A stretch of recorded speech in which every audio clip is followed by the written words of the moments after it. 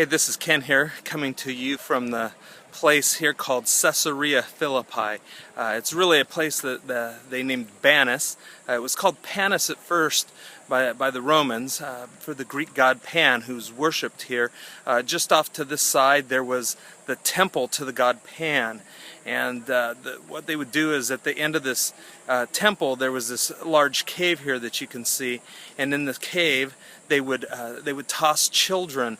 They would have child sacrifices into the cave, and this is the way that they would worship the god Pan. And so Jesus, it says, brought his disciples to this place called Caesarea Philippi, and it was here that Jesus asked them, he says, "Who do men say that I am?" And the disciples replied, some say Elijah, some say one of the prophets. Then Jesus asked them that amazing question, well, who do you say that I am? And Peter said, "You are the Christ, the Son of God." And so, and Jesus said, "Blessed are you, Peter, because flesh and blood has not revealed this to you, but my Father who is in heaven." And then he says, "On this rock I will build my church, and the gates of Hades will not prevail against it."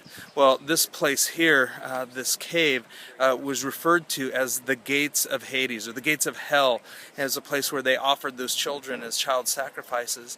And what was happening is Jesus was saying, hey, that the most pagan places here on earth will not be able to prevail against the advancement of the gospel, the message of Jesus, the good news. And he said that on this rock, and if you see this place, it's just absolutely covered with rock, but he says, "On this rock I will build my church." And so Jesus is saying that, hey, even in the most pagan and the most dark, in the places where people are even offering their children as sacrifices, that those are the places where his kingdom, where his church, where his message of good news, of salvation, of reconciliation are going to advance and be a place where his truth sees the light in this dark place. And if you see in the cave, it's really dark in there, but that Jesus was bringing light to a lost, a pagan, and a dark and dying world.